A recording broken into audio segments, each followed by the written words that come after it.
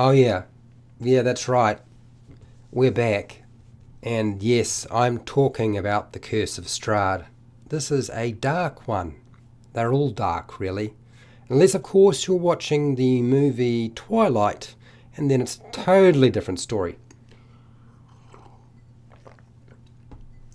Now, I am sitting here with my notes in front of me, and yes, there will be a start time for this video down in the description. You are going to let me know if the sound is problematic or there are issues right now while I'm sitting here enjoying myself, ready to talk about The Mist.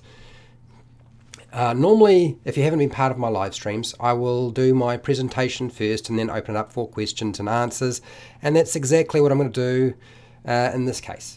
So yes, you will get to see me. Now, I know a few of you were like, is he going to be dressed up sort of like a vampire or anything like that? No, because it's not about Strahd, it's about the Mist. Although, is the Mist and Strahd actually separated? We're going to have a discussion about that.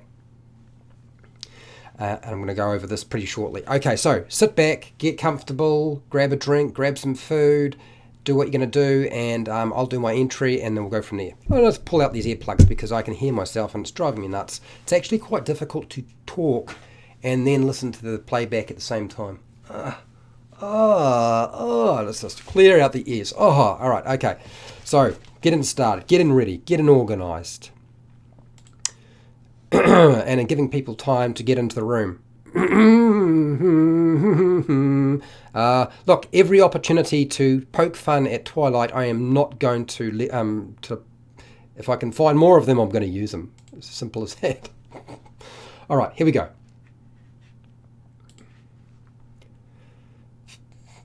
Sorry, I'm trying not to laugh. I can see the picture. Hi, welcome to HowtoDandD. My name is Fred Wheeler, and today I want to talk about Dungeons and Dragons. And as it happens, I want to talk about Twilight. No, don't do it to me. No, this is actually a video on the Mists of Ravenloft for Dungeons and Dragons 5e. So don't panic, it's not going to be about Twilight. I wouldn't do that to you. No, not at all. Blade will finish those two off, no problems, I'm sure of that. So this is a Curse of Strahd Dungeon Master Guide.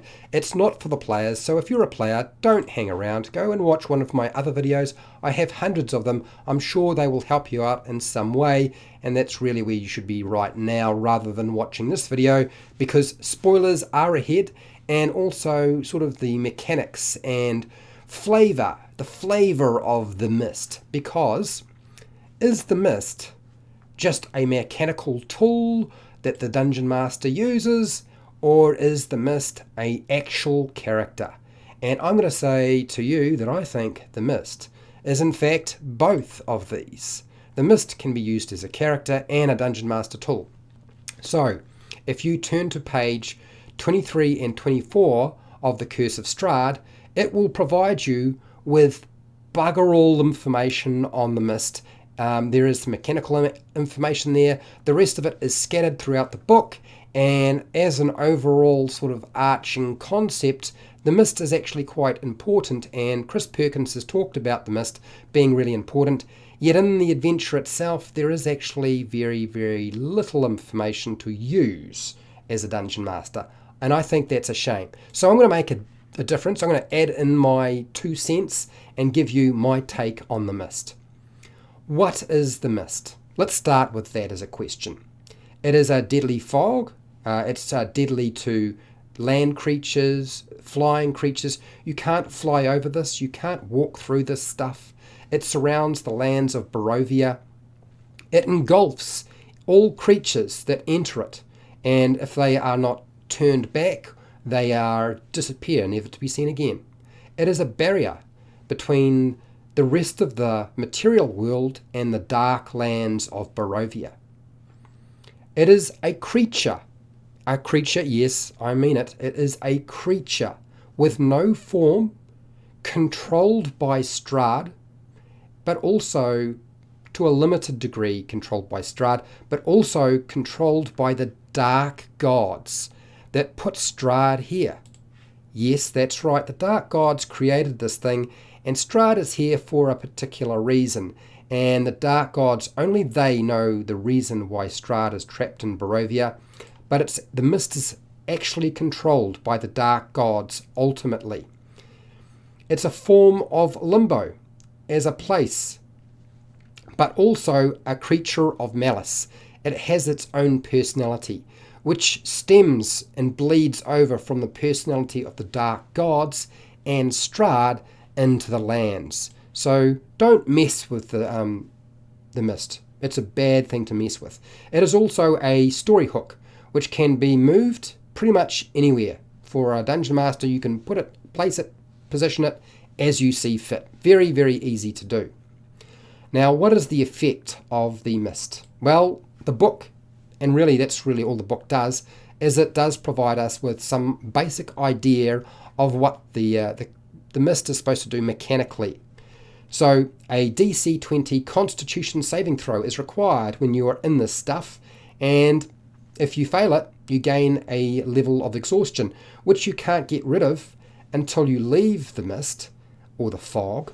And even if you do try to get rid of it, getting rid of exhaustion is actually quite a difficult process. It takes a bit of time. You need to take that long rest, and you can only get rid of one level of exhaustion by taking a long rest and sort of chilling out, laxing back, or the use of magic to try and get rid of those exhaustion levels, provided you have the right spell and you are high enough in level. If you try to travel through this fog, as I said, it will turn you round. But as a Dungeon Master, you might decide that turning them round, if they are absolutely desperate to travel into the fog, that they just get lost in it and disappear, never to be seen again. The fog area is heavily obscured, so you can't see through this stuff. So a very strange sort of element to any kind of adventure. The fog in Ravenloft, the original adventure, was always odd and bizarre and strange, and actually would kill you. The mechanics behind it would actually kill the player's character. If they stayed too long, they would start losing hit points and so forth. In this version, it's just exhaustion levels, but you could do much more with it. And as a Dungeon Master, when I make these videos, I want you to make adjustments, make changes. You probably already have. Okay, so the souls of the dead are trapped. And there are many souls trapped within the mist. The dead never escape this location. They are stuck there until such time as either they hear from Strahd or the Dark Gods decide what their will be. Now, whether that be the soul or the spirit or whatever you want to call it, that is trapped there. And maybe they stay there and never come out of the mists. Maybe they are repurposed and their spirits are drawn into the body of a soulless individual that has been created here by Strahd or the Dark Gods. Who knows? It's entirely possible that none of that takes place, but I think that's actually far more interesting. That's what it's sort of its purpose is, to hold the spirits and souls of individuals. Only Strahd allows his servants to move through this mist and fog. And there are limits to who he can let through. He can't let himself through this fog because the Dark Gods stop that from taking place. But he does let the Vistani, the gypsy people, travel through the mists to draw new souls and individuals into his world that he can torture, torment, and pretty much just mess with, basically. They are his playthings. The souls of Barovians are kept in the world by this magic, by the mist. That's how they can't move past it. You can't go and use a spell and dispel the mists. You can't blow it away with a strong wind or gust. You can't use any kind of magic whatsoever to even affect it. It might push a little bit of it away, but it will just come straight back. So it's one of those things as a Dungeon Master that is really your toolbox. It's the thing that you can pretty much do anything with. And it's one thing that players will find incredibly frustrating. I know that my own players just didn't quite understand what the heck was going on. So What do you use the mist for? There are so many different things you can use the mist for. So what can you actually use it for? It's an adventure hook for getting them into Barovia, your players' characters. It's a way of pushing them from one place to another on the map, which I know some people think is like a cheap move. No, you shouldn't do that. That's just cheap. But it's there. Why not use it? If that's what you want to do, then do that. What about, can I use the mist to reveal the main villain? Is this an entry point for Strahd to appear coming out of the mists? I often use this in my own game where I would have Strahd appear out of the mists from nowhere to wreak havoc on them, or just to scare them or watch them. Having Strahd watch them from the mists is one of the most terrifying things you can do to a player, because they're expecting him to attack at any moment, but it doesn't actually happen. It's always the threat of danger that's far more terrifying than the actual implementation of combat in a Dungeons and Dragons adventure. It is a link to the dark gods, possibly an opportunity to meet the dark gods, whatever form they might take. Maybe a shadowy figure, maybe a creature of animal form. Who knows? I actually had in my game, I used the mists and I used Barovia, and I had the players' characters meet one of the dark gods who has actually placed Strahd in Barovia. And I had that dark god explain that no matter what they did, they weren't going to let Strahd be released from Barovia. So if they interfered, they were interfering with the will of the dark gods. That scared the bejesus out of my players, and they still sort of went through with it. But yes, I know that that's one element to my adventure that they really did find terrifying. Does the mist trap the sound of tortured souls? Well, it might well do. Can the mists kill a player's character? Well, in older versions of the game, it certainly did. Is it possible to talk to the mist and understand its nature, or at least get an idea of how much malice and disdain and how evil it is? Because the mists are evil. They are a reflection of Strahd. They are a reflection of the dark gods, and they are what keep everything going. Without the mists, everything falls apart. Essentially, the mists are anything the Dungeon Master wants. It is the wild card. It is your tool, and I suggest you use it to its full extent, not just as a tool, but as an actual character. I know that sounds a little bit strange, but honestly, you are going to have a lot of fun doing that. Seriously, a lot of fun. Okay, so I have many videos, and actually a whole bunch of videos on the Curse of Strahd for Dungeon Masters, which you are welcome to go and check out. I have plenty of videos for Dungeon Masters and players on many, many different topics, and you're welcome to go and watch those. I have a Patreon page where you can go and support me, so I do more videos like this, and you get access to content that other people don't. All of the live streams go straight to the patrons, and this always goes unlisted, so you can't access it. And then, of course, I give priority to patrons as well in terms of what content I make. I have affiliate links to the book depository and Amazon where you can buy stuff online, and I get a small commission from that. I have a merchandise shelf or merchandise shop for Teespring, which you can go and buy merchandise now from if you really want to. And hey, till next time, keep rolling those 20s, and I will see you in the next live stream.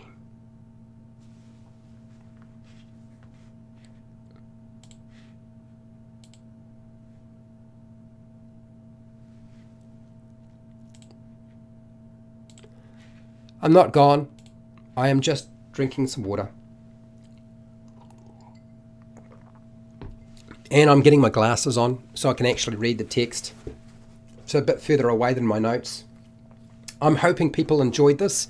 I'm hoping that that people will find it useful, or at least found it entertaining in some way. You know, if I can't do anything, at least I can entertain you in some way. All right, so back to the face.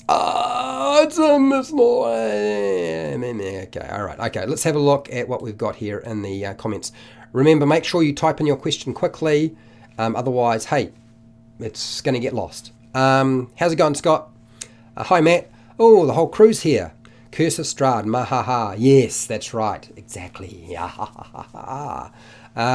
Scott, I wonder if we will see Fred von Zarovich again today. Yeah, I didn't go with the cape. I didn't go quite with the top hat and go more Strahdy. I felt like that was more appropriate for Strahd rather than the mists. And I could, I suppose, stuck a whole lot of cotton balls all over myself to represent being the mist, but it seemed a bit ridiculous, so I won't do that. Mark, love your meme, hilarious. Yes, that's right. Yes, take out those vamps. Fred von Wheeler. How's it going, Oscar? And Oscar would be an expert in the area. I don't know how many times Oscar's run this adventure. There's a lot of times, certainly a lot more times than I have. I've done it Ravenloft, the original, and I've done Curse of Strahd, and that's really all I plan to do. And I think that's enough, actually, for this adventure. Still love the adventure, but I wouldn't do it again. Matt, never seen those movies. No. Well, I started watching one of those movies because I was told it was really, really good, and then I stopped. I think it was my sister who said they were all like fantastic. But I think it's a different type of fantastic. Not my type of fantastic, I can tell you that. Yes, F. Hubbard, you're right, they didn't miss anything. Very, very silly. Very, very strange. Certainly appeals to other people, but certainly didn't appeal to me. I much prefer my traditional vampire movies. Darren, how's it going, Darren? Oscar, I used the fog to make the first presentation coming from the mist. Yep. Well, I think it's an adventure hook, right? You can do your first presentation absolutely through that. What's that, Oscar? He saved the players from 4 werewolves and invited them to his castle. Oh, the first presentation of Strahd. Well, that's actually very interesting. I love that. I think that's fantastic. So Strahd steps in to help them fight off some werewolves and then invites them to his castle. I bet they were like, oh dear. Because there's no way the players cannot mitigate the fact that they know that Strahd is trouble. So unless he's dressed up as something else, which you can do, I know a lot of people have actually disguised Strahd as other characters within their adventure. Oscar wants, what do you got here? Strahd wants to remove, sorry, not Oscar. Strahd wants to remove the bones of the saint in Vallaki. Yeah, I bet he does. Yeah, and then and then everything goes to pie as I believe that location is full of vampire spawn. If you really want to reduce the population of a town, just make sure you have a whole bunch of vampire spawn in it, and that'll do the job pretty well. I don't think Vallaki really survived my game. Once my players went into the coffin shop, it was all over, and they were all over. And I don't think too many people got out of there alive, if anybody. I think maybe one. Can't remember exactly. But the whole town decimated, destroyed. Oscar, coming from the mist, Strahd. Yes, I got it. Okay. Hashtag question, Scott. Okay, so if you got questions, you better get them in there quick, because I'm down at the bottom of the Q&A. Question, have you ever had the Vistani use potions to travel the mists? To use potions to travel the mists? Well, you can have a potion, I guess, but as a general rule, I didn't really worry too much about that sort of thing. In terms of the Vistani moving back and forth through the mists, I suppose you could have there be a potion that you could take to travel through. The problem with a potion is it means the players will want to get hold of that potion if they ever find out about it, to get it out of the mist and get out of Barovia and just leave it to its own devices. Certainly once, unless of course they feel like, no, we want to destroy Strahd first and then we'll leave Barovia using our potion. But I feel like they would try to use it as a way of travelling back and forth to get other stuff, particularly at higher level. They will save it up and they're like, I'm going to use the potion. If I get 2 potions, I'm going to travel out of Barovia. I'm going to go to Water's Deep, or I'm going to go to Neverwinter, and I'm going to go and buy myself some really cool stuff, and then I'm going to take that back into the adventure, like a bucket load of holy water or various other items that they can use against Strahd. So I feel like it's a trap. Having potions, just have Strahd and Strahd allow the Vestini to move back and forth, and everybody else can't get through. Strahd keeps an eye on everything, so I think he has a lot of control over what the mist does, just not unlimited control. I think the dark gods ultimately control the mist. So I haven't used potions. I suppose it was more relevant when there were other Dark Lords in Ravenloft. Yeah, I suppose that's possibly the case. I guess a Dark Lord, a Dark God, could give one of the players a potion if they wanted to get out of Barovia and leave Strahd alone. Certainly, I suppose that could be an option.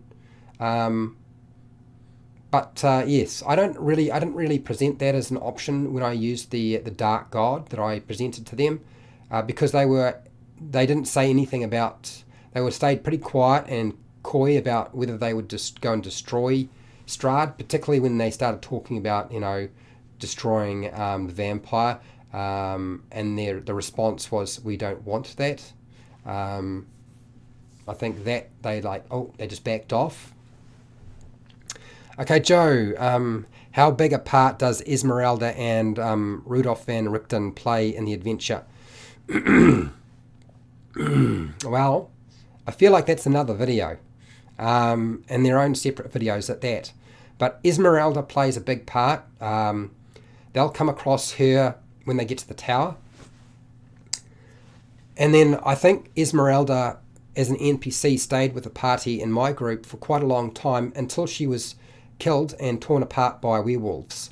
In the end, they felt so guilty they resurrected Esmeralda when they had finally defeated Strahd, and brought her back to life so that she could leave Barovia, because of course Esmeralda had kept them alive many times. She was quite powerful when they finally meet her, so she has a lot of assets, a lot of spells that are really useful.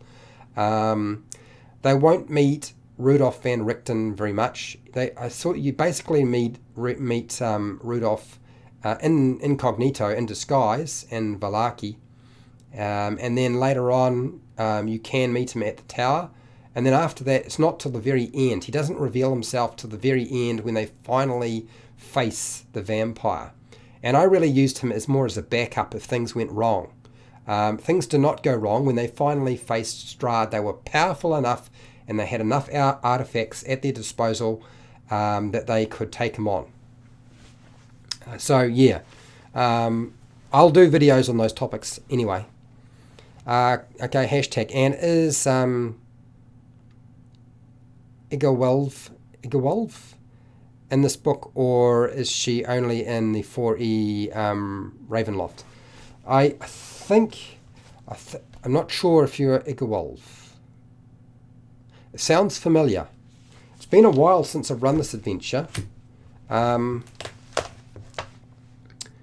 the appendix, I believe there's a section, and Piddlewick. I can't remember. There are so many characters in here, and there's so much going on. So yes, I can't remember. Oscar will know because he runs this thing constantly. If Oscar's around, he'll let you know for sure. I'll get back to that. She is a vampire-like witch. Okay, all right. I can't remember. All I know is that it's not so much the Barovian witches, but the hags and the bone grinder. My players never destroyed them. Night hags are bad news. You can do so much with them, and there's no reason they should fight to their death, because they can just come back when the players are sleeping and drain their hit points in their life anyway. So yeah, so I couldn't really tell you. For the life of me, I can't remember. So I'll get back to you on that one eventually. We'll come back to this, since I imagine that the Curse of Strahd will wind up being another very popular series. Certainly it seems that Death Houses, I was surprised at how many people wanted to watch How to Prepare the Death House. It's been going very well. Can't wait for more videos. You're welcome. I can't wait to do more. I really want to do the Blinsky dolls because I did everything you can imagine with Blinsky dolls, and I had so much fun with them that I definitely got to share that with everybody so that they can do just as many crazy things with them as possible. W Deo, how's it going? Is Curse of Strahd a good adventure to run after Phandelver? No. And which level does it go through? You start at level 1 usually, and you go through, you'll be about level 10, 11, maybe 12, depending on how long you play it out. It is not a good adventure to go from the Lost Mine of Phandelver into Curse of Strahd. And it's not vanilla Dungeons and Dragons. So you really need to have a session 0 and talk about whether that people want to even be involved. I specifically advertised mine as a public game, and when I ran Ravenloft, the original, I told people that's what I was running, and people were like, yeah, we want to do that, we're happy for that, that's cool. But, you know, the Ravenloft campaign ended really badly. They destroyed Strahd and Ravenloft when I was running that the very first time, the original, but they were all decimated when they left the castle because they hadn't dealt with other things, and they were all waiting for them when they left the castle. So it all played out very badly for them. But as for you always just make Curse of Strahd a separate adventure or campaign. If you want to continue on from the Lost Mine of Phandelver, play a different adventure. I have a video on what's the next adventure after the Lost Mine of Phandelver. Okay, so I would go and check out that video. Danio, go and check out that video. It's the next adventure after the Lost Mine of Phandelver. I think it's called something like that. It's in the playlist for the Lost Mine of Phandelver Dungeon Master Guide. Okay, or DM Guide. And it will give you some advice on how to deal with that. Okay, Scott, what do you got here? They should just go ethereal when things go sideways. Exactly. And come back to harass the PCs whilst they dream. Yeah, exactly. Which is exactly what I did, Scott. You're never going to take out those hags. Just not going to happen. You'd have to get a really good lucky hit and take them all out in one blow. And usually the players are a much lower level than the... certainly not capable of trucking out enough damage in one round. And they've got a lot of spells available to them as well. Okay, so I have covered the Curse of Strahd Dungeon Master Guide for the Mist.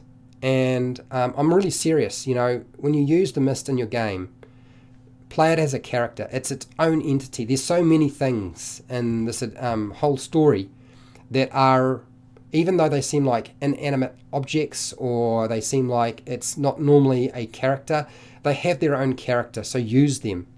Play them out. Which is why I started talking about you could have the Mist talk. It wouldn't talk a lot, but certainly you could have it whisper to your players' characters at times. You should make a video on running Phandelver with a large group, like more than 5 people. Well, I've done one for small groups. You want one for large groups? I probably should. It would do well. You're right. I should. Yes, I still feel like I need to do a video on how to run large groups, which there isn't a lot of advice on that on YouTube. I think most of the advice that you'll get on YouTube is don't do it. Don't run a large group. But sometimes you don't have a choice, right? Sometimes there's too many people and you don't want to say no. And for dungeon masters who have trouble saying no, then you've got to run that large group. So yes, I certainly will think very seriously about doing a video on that topic. Okay, not a problem. Okay, I'm going to take off before I lose my voice. I need to go and have some food and settle down and do other things. Before I disappear, what is going to happen tomorrow? Well, we're back to combat mounted combat. We'll actually go through mounted combat rather than dismounting and mounting. And tomorrow's video, I am very tempted to do a video on the Rise of Tiamat. I haven't decided what, and I haven't decided its format, but these are the videos that my patrons are wanting. They're wanting the Lost Mine of Phandelver, they're wanting the basic rule stuff, they're wanting Curse of Strahd, and they're definitely wanting Horde of the Dragon Queen. I don't like, but Rise of Tiamat, I can live with that. I've run it, so why not? Okay, we can do that, not a problem. Okay, all right. So back to where are we? Let's go with the mist. So I'm going to say my outing, which is have a good night, good day, morning, afternoon, whatever it is, wherever you are in the world. Look after yourself and your family. Don't do anything foolish. And hey, till next time, keep rolling those 20s.